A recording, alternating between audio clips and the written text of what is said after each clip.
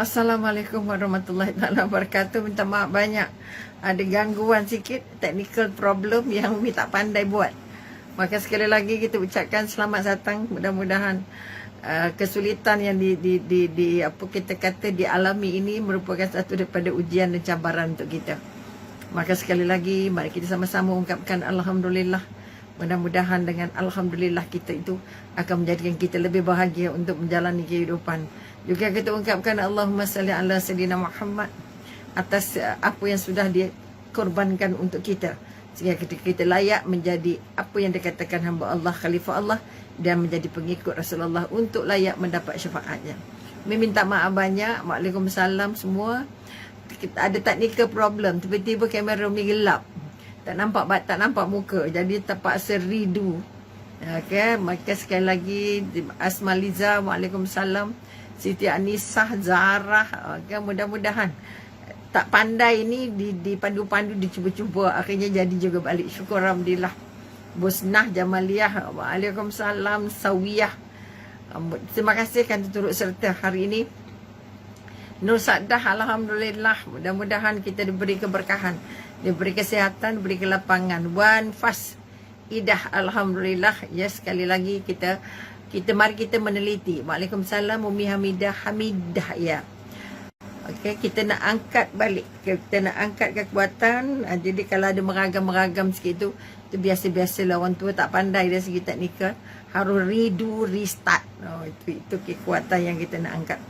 Maka hari ini kita nak meneliti. Kita sudah membincangkan, kita kata apa dia kematian husnul khatimah, bagaimana untuk meraih husnul khatimah, kerana kita mengimpikan untuk masuk syurga Firdaus insya-Allah.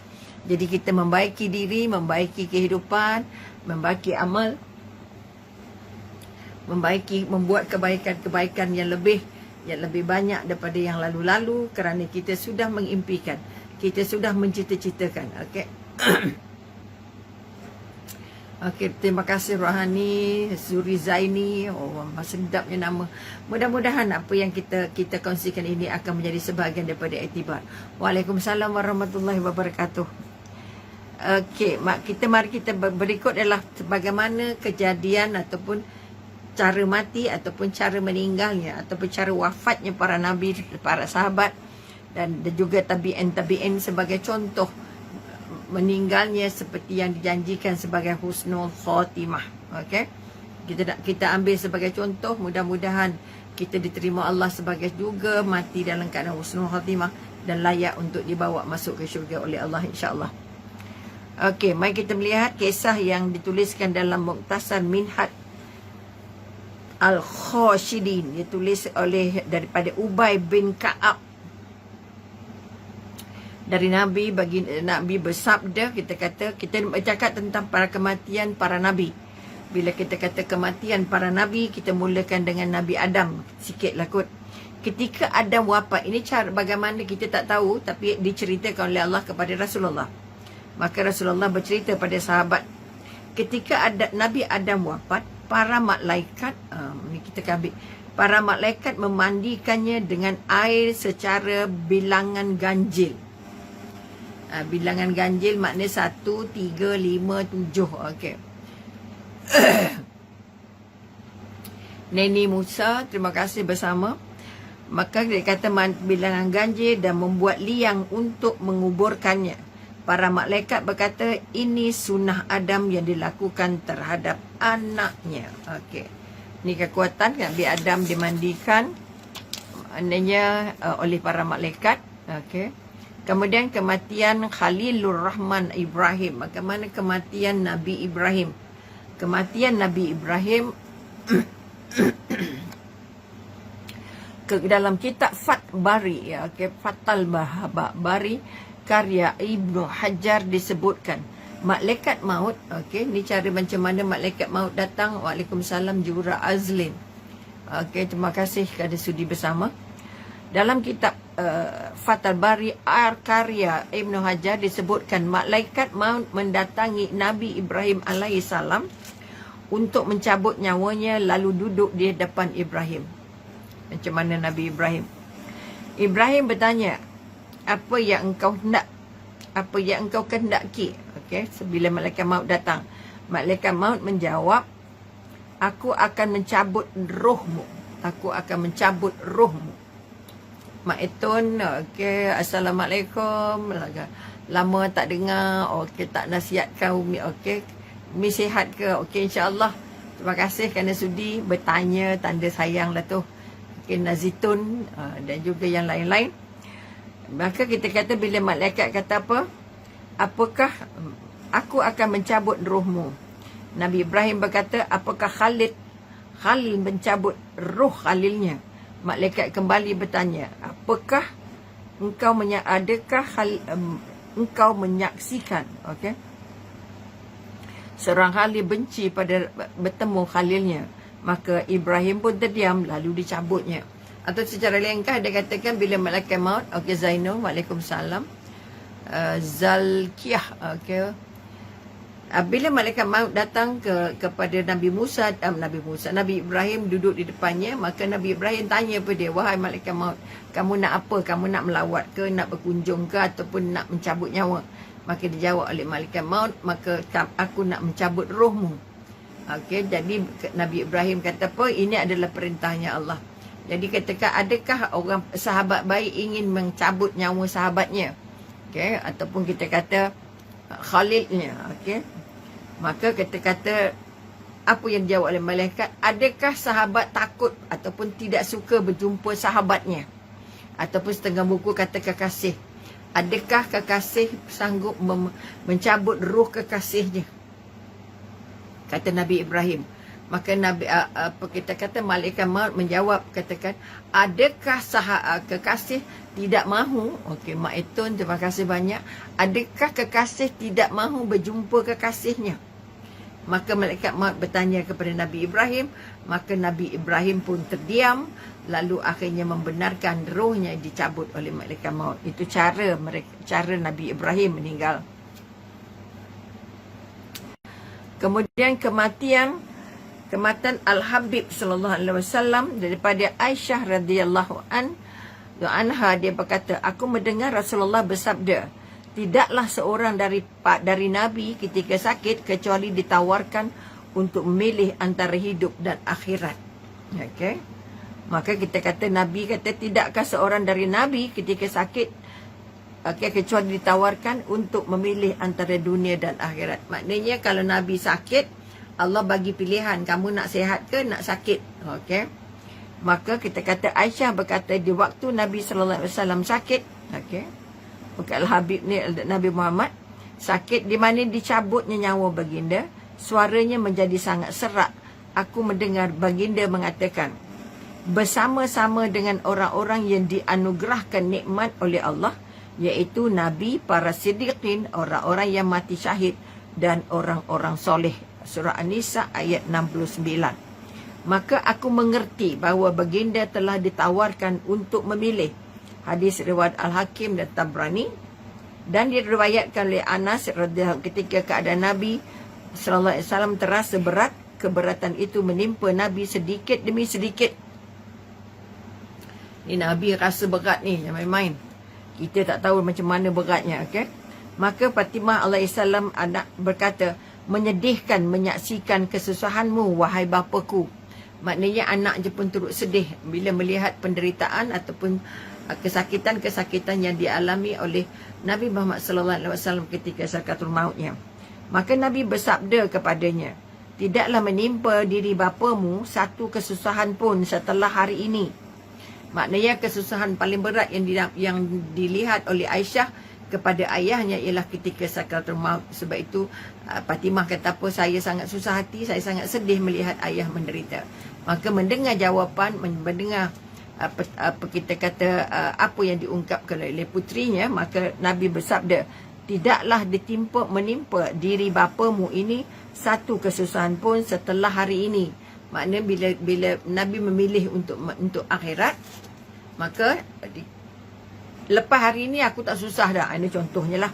Ketika Nabi meninggal, Fatimah berkata, wahai ayah, ayah memenuhi Tuhan yang memanggilnya. Wahai ayah, ayah kembali. Wahai ayah. Okey, sekali lagi. Wahai ayah, ayah menemui Tuhan yang memanggilnya, wahai ayah, ayah merupakan orang yang mendapat syurga Firdaus. Ayah merupakan orang yang mendapat syurga Firdaus sebagai tempat kembali. Wahai ayah, kepada Jibril kami memberitahu kabar kematian ayah. Lalu ketika Nabi dimakamkan, Fatimah berkata, hai Anas, apakah diri kalian tega menimbuni Rasulullah SAW dengan tanah? Artinya sedih sangat-sangat, tapi harus melakukan apa yang diperintahkan oleh Allah. Okey, waalaikumsalam Nurizan. Okey, Rahimi Hasan, waalaikumsalam. Siti Hajar, waalaikumsalam. Terima kasih turut serta. Hadis riwayat Bukhari. Itu kalau masa Rasulullah dalam keadaan sakaratul maut. Maknanya kalau Nabi melalui sakaratul mautnya itu dalam keadaan yang sakit, tak boleh kita bayang macam mana kita yang bukan Nabi, bukan Rasul, bukan utusan, bukan para anbiya. Kemudian kita melihat kematian Uthman bin Affan radhiyallahu anha. Okey. Uthman bin Affan daripada Muslim Abi Sa'id hamba Uthman ataupun orang suruhan Uthman diriwayatkan bahawa Uthman bin Affan telah memerdekakan, okey. Uthman bin Affan telah memerdekakan 20 hamba yang dimilikinya. Bayangkan Uthman bin Affan ada 20 hamba yang dimilikinya, maknanya bekerja untuknya. Dia meminta diambilkan celana seluarnya, lalu mengikat talinya dengan kencang. Dia tidak memakainya baik di masa jahiliah maupun di masa Islam. Celana seluar yang dia dah lama tak pakai.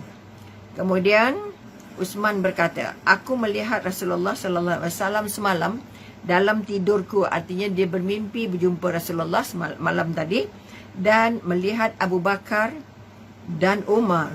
Mereka berkata, bersabarlah, okey, kerana sesungguhnya engkau akan menyusuli kami esok malam. Kemudian Uthman meminta diambilkan mushaf Al-Quran, lalu dia letakkan di kedua tangannya, lalu dia terbunuh dalam keadaan mushaf masih di kedua tangannya. Hadis riwayat Al-Bukhari. Maknanya ini yang kita ambil satu, kalau orang Melayu kata apa, kalau orang yang ada sakit tenat, dia bermimpi jumpa orang yang sudah meninggal, biasanya dia akan meninggal. Jadi ini di antara apa kita kata kaedah mengapa kita kata kalau orang tu sakit, okey, no risah. Okey, terima kasih banyak. Kan no rafisah, saya minta. Apa kita kata kalau orang yang sakit teruk dah lama ke sikit ke, tapi sakitnya teruk, maka biasanya dia akan bermimpi berjumpa dengan orang-orang yang dia sayang, yang telah meninggal. Okey, Asyah waalaikumsalam. Asmah, waalaikumsalam. Terima kasih sudi meneman. Maka biasanya ini yang dipegang oleh orang tua-tua, kata apa, bila orang tu sakit, aku semalam jumpa ayah, jumpa atuk, jumpa nenek, jumpa semua, orang-orang yang dijumpa dalam mimpinya itu adalah orang-orang yang telah meninggal. Jadi ini yang berlaku pada Sayyidina Uthman bin Affan, salah seorang daripada khalifah yang juga yang menggantikan Sayyidina Umar ketika dia nak meninggal. Maka dia nak meninggal, dia pegang mushaf dan akhirnya dia ditikam. Ketika dia terbunuh dalam keadaan mushaf masih di kedua tangannya. Okey, itu hadis riwayat Al-Bukhari. Kemudian kita tengok pula, Allahu Akbar, Ali bin Abu Talib. Bagaimana khalifah terakhir kita? Daripada Muhammad bin Ali bin Abu Talib. Okey, Muhammad bin Ali bin Abu Talib, maknanya anaknya. Bahawasanya ketika Ali ditikam, okey, Nabi, maknanya kita kata Sayyidina Umar, Sayyidina Uthman dan Sayyidina Ali yang menjadi khalifah semuanya mati dibunuh. Waalaikumsalam. Habsah cawan. Okey, maknanya terima kasih kerana turut serta. Kemudian Abu Talib berkata apa? Dia berwasiat kepada anaknya, kemudian dia tidak mengucapkan kecuali kalimah la ilaha illallah, tiada Tuhan sekecuali Allah, sampai Allah mencabut nyawanya. Maknanya dia dapat mengucapkan dua kalimah syahadah secara lengkap, sampai umurnya. Okey, rohani Abu Maktun. Okey, maknanya kita kata Umi, kalau mimpi orang yang meninggal tak bercakap tu betul kalau dia berkata itu syaitannya. Tengok, kita kata kalau kita bermimpi orang-orang yang kita mungkin boleh bercakap atau mungkin dia bercakap, kita mungkin tak bercakap. Okey, kalau apa yang berlaku pada Sayyidina Uthman, dia tak bercakap tapi dia dengar Sayyidina Umar apa semua tu yang bercakap. Okey, dia jumpa Rasulullah, jumpa Sayyidina Umar, jumpa Abu Bakar. Okey, maka kita kata kita tak tengok macam mana orangnya. Okey, ada yang kata syaitan, tapi kalau katalah dah selepas tengah malam, biasanya bukan syaitan lah kebiasaannya. Dan kita tengok juga apa kita katakan, bagaimana kehidupan orangnya warak ke tidak, orangnya beribadah ke tidak, orangnya beriman ke tidak, orangnya apa kita katakan alim ke tidak, dekat dengan Allah ke tidak. Itu bergantung balik. Kadang-kadang kita kata kita tak tahu sama ada itu syaitan ataupun malaikat yang bagi tahu, atau mimpi itu memang mimpi yang benar. Tak dapat kita nak nafikan. Okey, itu maknanya kita kata Sayyidina Ali dapat mengucapkan la ilaha illallah sepenuhnya sehingga dia meninggal. Okey, dia tidak menyebut yang lain kecuali itu sampai Allah mencabut nyawanya. Okey, hadis riwayat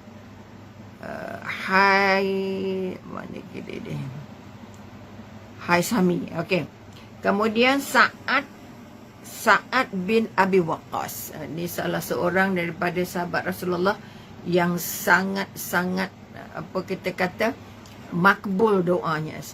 Kita kalau dia berdoa, tangannya belum jatuh lagi, belum turun lagi, doanya sudah diangkat. Okey, Sa'ad bin Abi Waqqas daripada Abu Syihab Az-Zuhri diriwayatkan bahawa Sa'ad bin Abi Waqqas ketika kematian datang menjemputnya, dia meminta diambilkan jubah lamanya yang terbuat dari bulu. Lalu dia berkata, kapankan aku dengan jubah ini? Kerana aku menggunakannya ketika memerangi kaum musyrik waktu perang Badar. Hanya saja aku terus menyimpannya untuk hari ini. Okey, maknanya dia pakai balik jubah dia yang dia bawa untuk perang Badar. Okay, setengah orang dia kata, pakaikan aku jubah ini, pakaikan aku serban ini, sebab ini serban beri dari Mekah katanya. Okey, Nani Yusuf, terima kasih banyak. Waalaikumsalam. Kemudian dari Mushab bin Sa'ad bahawa dia berkata, ayahku meletakkan, ini cerita, masih lagi bercerita tentang Sa'ad bin Abi Waqqas. Ayahku meletakkan kepalanya di kamarku saat ajal menjemput. Kerananya aku menangis. Ayah lalu mengangkat kepalanya dan menghadapku sambil berkata, wahai anakku, apa yang membuat kamu menangis? Aku menjawab, kerana tempatmu dan apa yang kusaksikan darimu. Sa'ad berkata, jangan engkau menangis, kerana sesungguhnya Allah tidak akan mengazabku untuk selamanya, dan sesungguhnya aku termasuk penghuni syurga. Ini sahabat-sahabat yang sudah dijanjikan Allah syurga. Maka cara meninggal mereka tidaklah begitu sulit. Dan Az-Zahabi berkata, itu benar demi Allah, maka ucapan selamat untuknya. Kemudian kita kata kematian dan para sahabat pula. Okey, selamat datang kematian, selamat datang daripada Amr bin Qais bahawa Mu'az bin Jabbar, ini juga sahabat. Okey, ketika maut dia berkata, okey, lihatlah apakah kita telah berada di pagi hari. Ini kadang-kadang kita bila nak meninggal, kita mungkin tak berapa sedar kan. Amr berkata, dikatakan belum pagi sampai saatnya. Okey, maka dikatakan kepadanya, engkau telah berada di pagi hari. Dia pun tak perasan sama ada pagi ataupun malam. Mu'az berkata, aku berlindung kepada Allah dari malam pagi ini sampai neraka. Selamat datang kematian, selamat datang pengunjung yang jarang datang. Okey, kekasih Allah, okey, datang bersama kematian. Duhai Allah, engkau mengetahui bahawa sungguh aku takut kepadamu. Namun sekarang ini aku mengharapkanmu. Dua perkataan, dua bahasa Dua perasaan yang paling penting untuk kita dalam menghadapi sakratul maut. Dulu kita pernah bincangkan bahawa setiap yang merasa takut berjumpa dengan Allah dan sangat mengharap kepada Allah, maka kebanyakannya diringankan siksaannya. Okey. Jadi pertama kita takut nak jumpa dengan Allah, kedua kita mengharap pertemuan itu pertemuan yang membahagiakan. Maka duhai Allah, engkau mengetahui bahawa sesungguhnya aku tidak mencintai dunia dan hidup lama di dalamnya untuk menggali sungai atau menanam pokok, tetapi untuk dahaga ataupun puasa, untuk berpuasa di waktu panas sekali dan menahan derita, berjam-jam solat malam di waktu malam musim dingin dan berdesak-desak dengan para ulama di musim di majlis zikir. Maknanya apa yang kata saya tak sibuk tanam pokok, tak sibuk tanam kurma, Mi. Okay, waalaikumsalam Umi. Okey.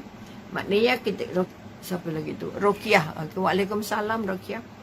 Maka dia kata apa? Aku tak sibuk tanam pokok, tapi aku sibuk untuk ibadah. Okey. Aku sibuk, dikatakan apa? Aku sibuk berpuasa walaupun di musim panas. Musim panas di Mekah sampai 50 sentigrade. Artinya memang benar-benar panas. Maka di ketika panas itulah saat Abu Waqqas terus berpuasa. Okey. Kemudian dikatakan dan bermalamnya. Bermalamnya bermakna dia tidak tidur. Kemudian kita kata menahan derita. Menahan derita berjam-jam. Bermaknanya menahan rasa penat berjam-jam untuk solat malam. Kemudian bersesak-sesak dalam majlis zikir. Maka para sahabat ini selain daripada berjuang untuk membantu Nabi, mereka juga sibuk untuk menjalankan ibadah untuk mereka sendiri. Okey. Kemudian siapa lagi? Daripada Sa'id bin Abdul Aziz berkata, ini cerita Bilal pula. Bilal, okey, Bilal merupakan satu-satunya hamba yang diangkat namanya hingga hari ini. Okey. Apa yang dikatakan oleh Bilal? Esok kami bersua dengan orang-orang yang tercinta. Okey. Aku akan berjumpa esok, aku akan berjumpa dengan orang-orang yang aku cinta, Muhammad dan pengikut-pengikutnya. Maknanya dia sudah merasa mendapat bau dia akan meninggal, diberi ilham. Daripada Sa'id bin Abdul Aziz, Bilal berkata, ketika kematian menjemput, apa yang Bilal kata? Esok kami bersua dengan orang-orang tercinta, dan Muhammad dan juga pengikutnya. Sa'id berkata, isterinya mengatakan keduanya sedih bertemu dengannya. Sa'id berkata, Bilal berkata kedua-duanya senang bertemu dengannya. Artinya yang nak meninggal itu memang rasa sangat bahagia kerana dia meyakini, dia merasakan bahawa dengan proses meninggal dia akan berjumpa dengan orang yang paling dia sayang, iaitu Rasulullah dan sahabat-sahabat yang lain. Okey. Sebab kita hadis riwayat Ahmad. Kemudian dari Sa'ad bin Abi Waqqas menceritakan bahawa Abdullah bin Jahsi berkata kepadanya waktu perang Uhud, tidakkah kalian hendak berdoa kepada Allah? Maka mereka menyisih ke satu bahagian. Lalu Abdullah bin Jahsi berdoa, wahai Tuhanku, apabila esok aku bertemu musuh, okey, maka pertemukan aku dengan musuh yang sangat kuat dan sangat bengis. Lalu aku melawannya dan dia membunuhku. Kemudian dia membawaku, memutuskan hidung dan telingaku. Maknanya nak meninggal, tapi nak meninggal dalam keadaan sebagai pejuang, tak nak meninggal takatil.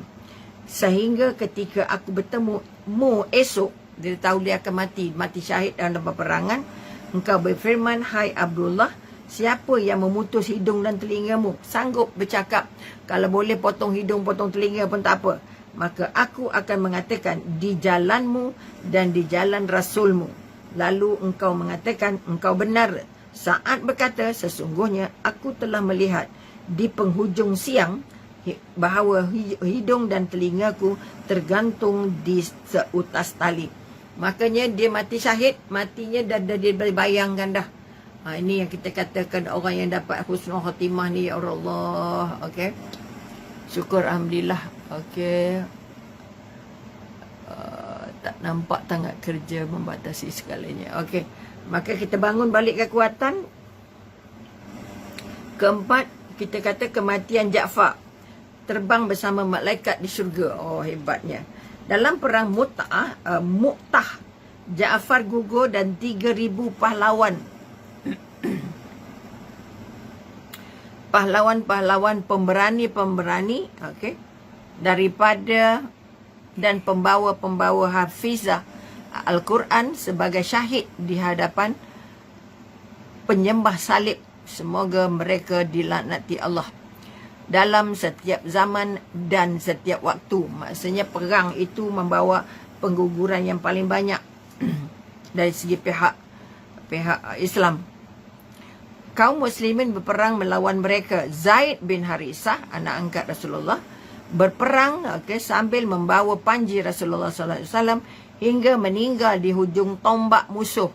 Kemudian Ja'far mengambil alih panji itu, berperang melawan musuh sampai terbunuh. Maknanya berperang juga, maknanya mereka Ja'far dan juga Zaid bin Harisah, anak angkatnya Rasulullah, juga meninggal sebagai syahid ataupun kita kata husnul khatimah dalam peperangan. Kalau kita melihat Ja'far melompat dari kudanya yang berwarna merah kuning-kuningan, kemudian menyembelihnya. Ja'far merupakan Muslim pertama yang melakukan korban dalam Islam. Kemudian dia berperang melawan musuh sampai terbunuh. Artinya dia sembelih untanya untuk jadi bahan korban. Okay, dan dia akhirnya terbunuh dalam peperangan itu. Kemudian Ibnu Hisham berkata, telah berbicara kepadaku orang yang aku percaya dari ahli ilmu, bahawa Ja'far membawa panji dengan tangan kanannya. Ja'far tadi yang katakan nak terbunuh dalam perang, yang menggantikan Zaid bin Harisah memegang panji Islam, maka dikatakan Ja'far membawa panji dengan tangan kanannya, lalu putus terbabas, tangan kanannya dijantas. Selanjutnya dia membawanya dengan tangan kirinya, lalu dijantas juga tangan kirinya. Kemudian dia menggigitnya dengan gigi-giginya sampai terbunuh ketika berusia 33 tahun. Sehingga Allah memberikan ganjaran berupa 2 sayap di syurga yang membawanya terbang ke mana-mana yang dia suka. Bayangkan meninggal dalam keadaan sedang berjuang. Sebab itu kita katakan Ja'far, dan juga Zaid bin Harisah. Dan dari Nafi bahawa Ibnu Umar memberitahu kepadanya, aku berdiri di hadapan Ja'far ketika itu. Ini orang lain yang menyaksikan macam mana kematian Ja'far. Dia telah terbunuh, lalu aku hitung terdapat 50 tumbakan atau tusukan luka yang tidak ada luka sama sekali di belakang tubuhnya, yakninya punggungnya. Artinya ditikam dengan tombak dan lembing dan panah.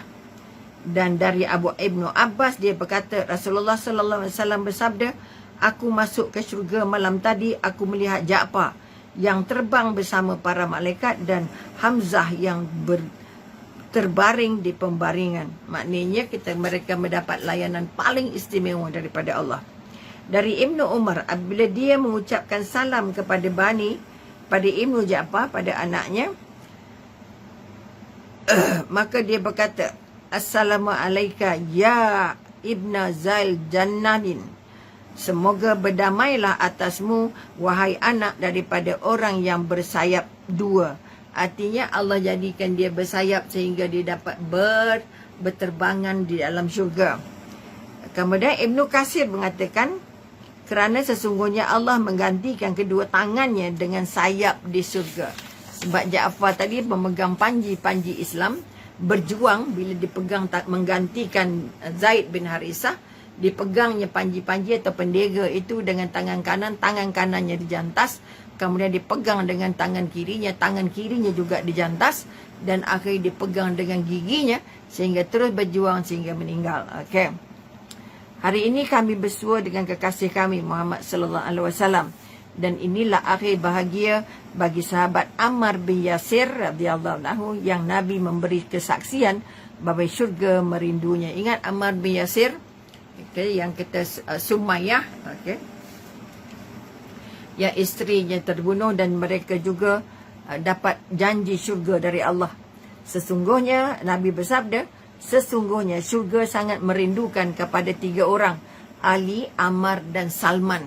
Okay, Ali, Ammar dan Salman. Daripada Abu Bahtari, dia berkata, Ammar berkata, daripada perang Siffin, berikanlah kepadaku minuman susu. Okay, Abu Bahtari berkata, lalu dia minum.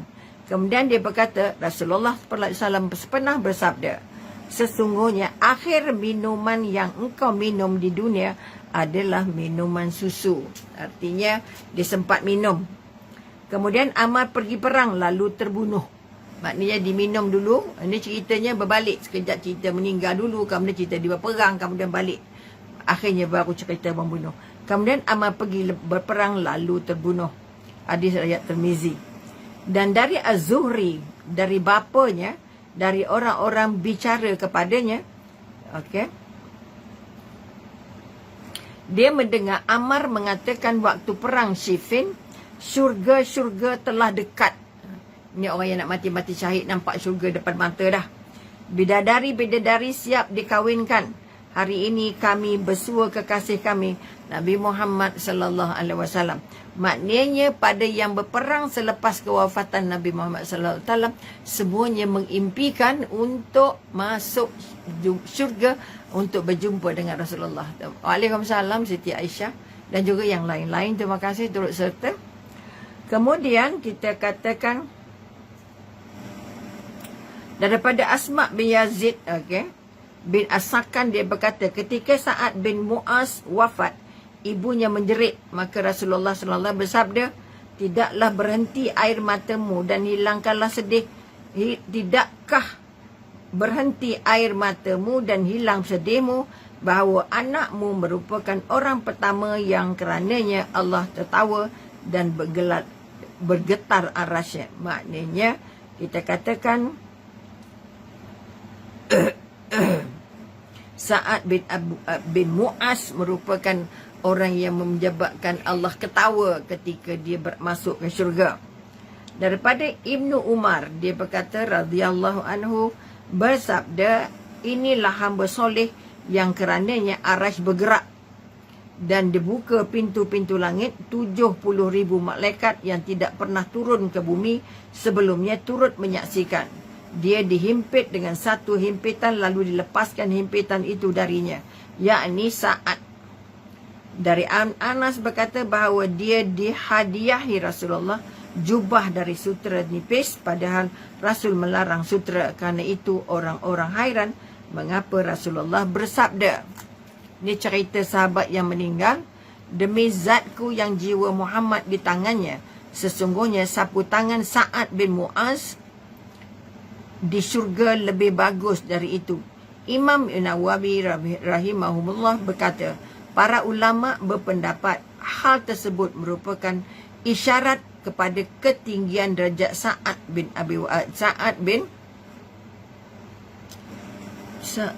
Abi Waqqas. Okey.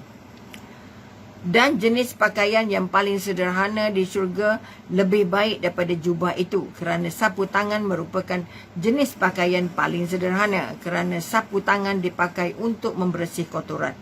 Maka selainnya lebih bagus lagi bahannya. Hadis ini juga membuktikan syurga diberi kepada Sa'ad. Okay, masuk syurga dah terus. Hadis riwayat Bukhari. Okay. Kemudian sikit lagi, Anas bin Malik mengatakan, pakcikku Anas bin An-Nahar tidak ikut perang Badar. Dia berkata, aku tidak ikut perang pertama bersama Rasulullah jika sallallahu alaihi wasallam. Jika Allah memberi kesempatan bagiku untuk perang, nescaya Allah akan menunjukkan apa yang aku perbuat. Artinya dia terkilan tak dapat pergi, tapi berazam untuk pergi di perang-perang yang lain. Ketika perang Uhud kaum muslimin kalah, maka dia berkata, ya Allah, aku berlepas diri kepadamu dari apa yang dilakukan mereka, yakni kaum musyrikin. Dan aku meminta maaf kepadamu daripada apa yang dilakukan oleh mereka, yakni kaum muslimin. Kemudian dia berjalan dengan membawa pedangnya dan bertemu Sa'ad bin Mu'adz. Dia berkata, hai Sa'ad, demi Allah sesungguhnya aku mencium bau syurga. Sebab itu kita kata para sahabat ni kalau nak meninggal dia dah tercium bau syurga, nampak syurga dan sebagainya. Okey, sebab itu kita kena baca banyak tentang syurga, tentang neraka, supaya gambaran dalam syurga itu benar-benar lekat dalam kepala kita. Nabi menghuraikan syurga itu kepada sahabat sedetail-detailnya. Sebab itu bila sahabat nak berjuang, yang digambarkan dalam kepala mereka adalah syurga. Okey. Anas bin Malik, kami menjumpai di antara mereka yang terbunuh. Pada tubuh mereka terdapat 80 lebih luka akibat sabitan pedang dan tusukan tombak. Okay? Dan juga pidikan panah.